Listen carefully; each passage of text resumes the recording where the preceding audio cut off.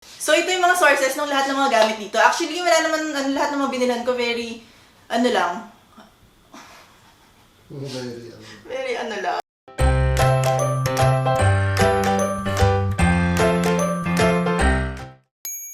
Hi, this is Elle and welcome back to another makeover. Andito ako ngayon sa isang one-bedroom unit. Technically, one-bedroom siya, pero sa totoo lang, yung size niya is parang studio unit lang. Familiar na tong unit na to sa inyo dahil ito yung ginawan ko ng video on how to design your space. Parang ano yung design process. Kung hindi niya pa nakikita, lilink ko siya sa baba. Doon sa video na yon, doon yung makikita ano yung thought process, paano ko siya dinesign, ano yung mga considerations ko kung bakit ganun yung itsura, ano yung layout nitong space, ganyan. So, panoorin niyo yun kung hindi niyo pa napapanood. Pero for this video naman, papakita ko na sa inyo yung kinalabasan talaga nitong space na to. Bago tayo magsimula, papakita ko muna sa inyo ano yung itsura niya ngayon. Pagpasok mo ng unit, dito sa left niya agad is the banyo. Ayan. Actually, ang ganda nga nung mga finishes niya. Medyo high-end, hindi tinipid yung mga tiles. So, ito, yan yung room. Bedroom siya. Dito is the kitchen. Ayan. From the kitchen, ito yung view ng bedroom. Tapos meron sila ditong closet. So yun yung itsura ng unit ngayon. Very simple lang yan. Very basic, very plain. Pero at least yung mga finishes ng mga kitchen niya, ng banyo niya, maganda, medyo high-end na yung pinili nila. So okay yun. Kaya wala na kami masyadong babaguhin dito. Actually, wala masyadong construction na mangyayari. Mag-install lang kami ng wallpaper, ng backsplash. Tsaka konting mga light fixture, ganun lang. Puro furnishing na lang to. And mamaya makikita nyo na kung ano yung itsura nitong space na to. Okay? Bye! Hindi tayo sa Mandawi phone kasi libreng aircon. Hindi! Bibili kami ng furniture. Naghanap ako ng furniture para dun sa project. Libreng aircon at maraming option ng sofa. Ito, nire-reserve ko na itong sofa na to kasi ito yung gusto kong bilhin. Bago ko ituloy yung pag-shopping, please subscribe to my channel for more home makeovers, DIYs, and mga kung ano pa. And follow me on Instagram. Ayun, shopping na tayo. May iling-iling to. Wala na silang gamit kasi nag-sale. So wala na ako masyado mapili. Mukhang ang mabibili ko lang dito ay sofa at mattress. Kamusta naman yung pagsama mo sa akin ng furniture shopping? So much fun. Nag-enjoy ka ba? Oo. Gusto kong tumiting ng mga sofa at mga mesa. Enjoy na enjoy ako. Mga sofa, mesa at mga salamin na hindi naman para sa akin. Bakit? Saya naman ah. Oo. Basta kasama kita kahit saan. May mirror at Wilcon and mamimili ako ng tiles, ayan, para sa backsplash natin. So, ang look na hinahanap ko is yung mga light wood effect. And yun, papakita ko sa inyo ano yung mga options na meron dito. Tsaka yun, kung ano yung mapipili natin. Kung maraming option ng mga light wood, ayan no. Pero dahil backsplash tayo, normally for flooring tong mga ganito, gusto ko ng mas maliit, medyo malapad to eh. So, ayan. Gaganda, marami. Ayan o. Pero, ang hanap natin is light color. Parang medyo ganito. Pero, smaller size. Ito. Ayan. So, actually ito. Ang ganda nito. Ganito yung gusto nating light wood. Dalawang color yung choice ko. Itong white or itong medyo yellow. Pero parang ito, no? Perfect. Para dito sa tiles na to, ito. Ang kailangan ko daw is around 19.5 na pieces. So, syempre, pasobra tayo. Doon tayo sa 20 pieces. And around mga 5,000 yung backsplash natin. Ayan.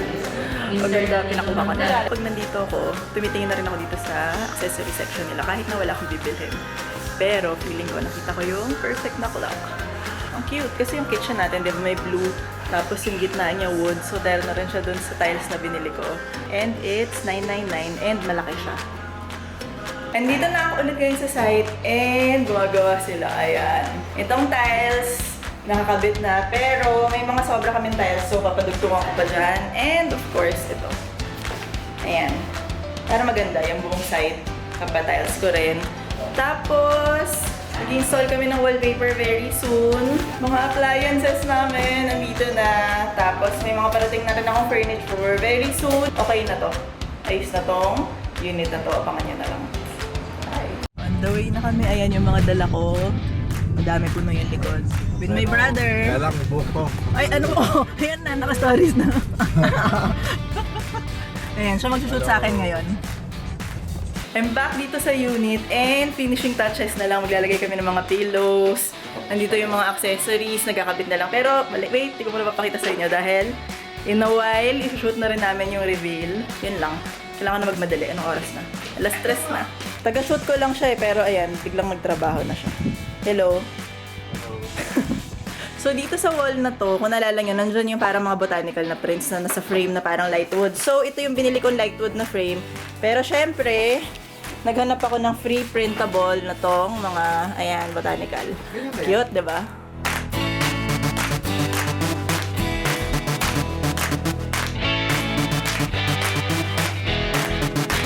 Bago maging maganda at maayos tong unit, ganito normally ang itsura namin dito.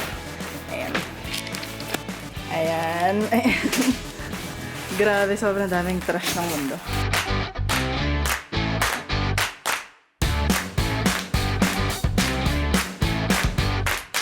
Finally, tapos na kami dito sa unit na ginawa namin and sobrang cute siya. Excited na ako pakita sa inyo. Kaya, let's go. Start na natin tong tour na to.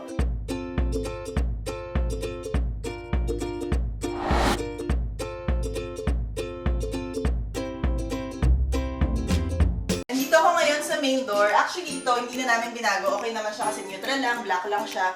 And yung walls, ni-repaint lang namin ng white. Freshen up lang namin ng konti. Kasi yung original color nito, medyo parang beige or something. Parang ganun siya. For this naman, ito yung banyo niya. Pero wala na akong ginawa dyan dahil okay naman yung banyo niya as is. So, move na tayo dito.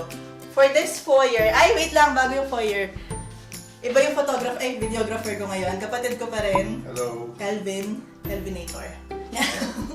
Ayun, so, balik na tayo dito sa foyer. So, dito sa may entrance, of course, ang nilagay ko is itong malaking mirror na to. Actually, sobrang makita lang ko nito. Nung nakita ko siya sa store, feeling ko ang laki niya, pero parang ang ganda niya. Pero paglagay niya dito, perfect size lang siya. Na-fill niya talaga yung wall. Tapos, maglalabas ka, ayan, ang ganda. Kita mo agad yung sarili mo. And itong storage, ayan, nilagay ko rin dito para at least marami silang extra storage dito sa space na to. Konting decor lang, and meron tayong lamp dyan. Next naman is itong living space niya. So, dito sa unit na to, actually, very small lang yung footprint niya. Diba, nakita niyo naman dun sa unang video ko na how to design your space nga. Kaya, wala tayong choice. Talagang dito lang yung sofa natin. Pero sobrang perfect nitong size ng sofa na to. Sobrang cute niya. Tapos yun, plain lang.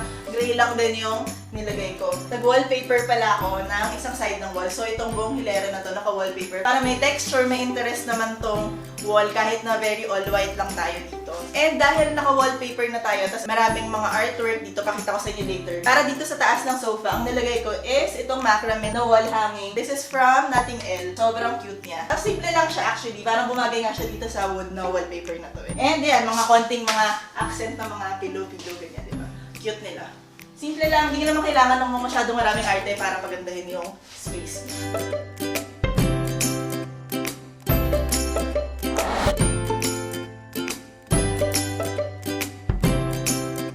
And ito naman yung ating kitchen. Wala naman kaming masyadong binago dito kasi maganda na yung mga existing na mga cabinets. Pero syempre, at least para ma-personalize ng konti yung space, pinilagyan namin siya nitong parang wood na tile na to. Para dun sa modern cabin na look na gusto ko. Nabanggit ko dun sa how to design your space na video na supposedly vinyl lang ilalagay ko dito. Pero iniisip ko rin naman siya talaga mabuti dahil nga stove to, baka mainitan, yung hindi siya super matagal na matagal. Pinag-isipan ko kasi na sabi ko rental, hindi naman ito gagamitin itong stove na to masyado. Pero in the long run, alam ko na better option to. Actually, kaya ka lang naman naisip na vinyl dahil may budget, so may tipid. Pero hindi ko na lang sinacrifice tong ano na to, sa ibang part na lang ako nagtipid kasi ito permanent fixture to. Kaya ayan, tiles to, wood na tile siya. So yan, ang cute lang para meron namang background dito, may texture tayo. Tapos, nagpalagay lang kami dito ng shelf, tsaka yan, simple lang.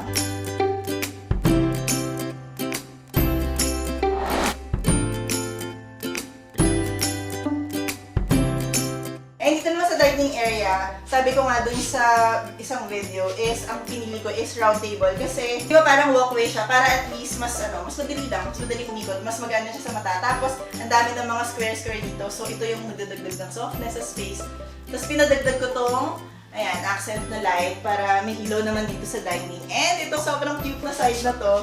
Ayan, yung botanical na mga print na pinalagay ko. So, very fresh lang yung look nitong space. Originally, may wallpaper din to dapat itong wall na to. Pero parang ang dami kasing susobra, sayang naman yung isang rolyo. Tsaka syempre, may budget nga tayo. Kaya inisip ko na yung isang buong wall na lang dun yung naka-wallpaper. Tsaka, okay na rin to kasi ang ganda na ng accent nito, hindi mo na kailangan pa ng ibang arte-arte ganyan.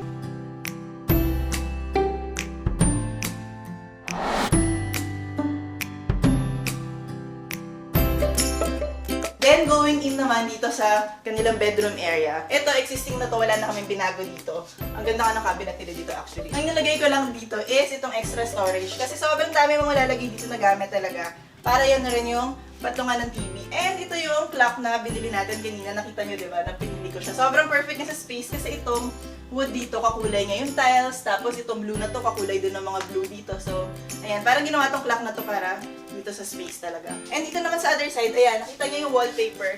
Nag-continue siya from outside papunta dito. Kasi, actually, glass lang naman tong divider niya. So, kitang-kita mo talaga tong buong space. Kaya ang ganda niya tignan na buo siya. Tapos, ayan, itong kanyang kama. Sobrang cute. Ano lang siya? Tufted, simple lang. Tapos, gray lang din yung color. Medyo malapit na color siya. Similar siya dito sa sofa natin. Magkaiba yung binilang ko niya na. Pero, in fairness, nag-match siya. For the artwork naman, ito yung originally light pink to. Ginawa ko lang siyang blue para bumagay siya dito sa space, diba? White na bedding with this mga throw pillow. Accent tayo. And simple lang. Ayan, meron akong dalawang side table na meron din light wood na finish kasi may mga light wood tayo throughout. Kaya naglagay din ako dito niyan. And dito naman, instead na maglagay ako ng malaking lamp, naglagay lang ako ng wall lamp dito para hindi na siya mag-take up ng space dito sa table natin. Sobrang cute nito. Simple lang siya. White siya and then wood din tong nasa likod niya. Sa Lazada ko lang to binili. Lilink ko yung source nito sa description. Pero yun, cute niya. Love ko siya. Terno siya actually dun sa ilaw natin sa dining na white and wood. And then itong curtains natin, off-white lang, simple lang din. Kasi yun yung look ng buong unit is very fresh lang, konting accent ng mga blue, and yun lang.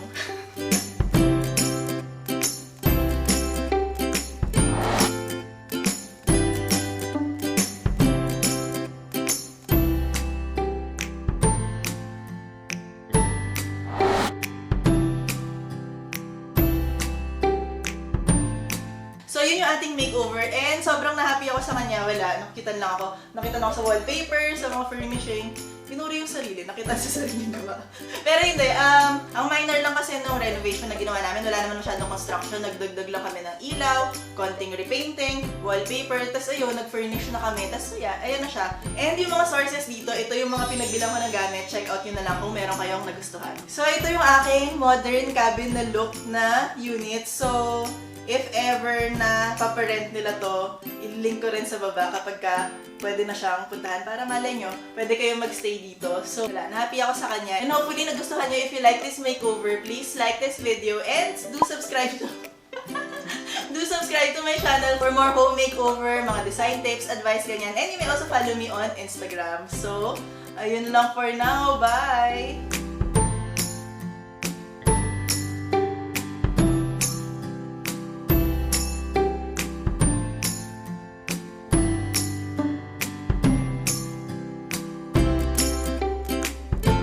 One-year anniversary pala natin sa YouTube channel dahil January 20, last year ko pinost yung unang video ko. So, ayun lang. Happy lang ako. Naka 1 year na tayo and pinagsipan ko pa kung may gimmick ba ako or may ganap ba ako. Pero yun, share ko lang muna sa inyo and super thank you sa lahat ng support, nanonood, and subscribers and sa inyong lahat dito sa Instagram.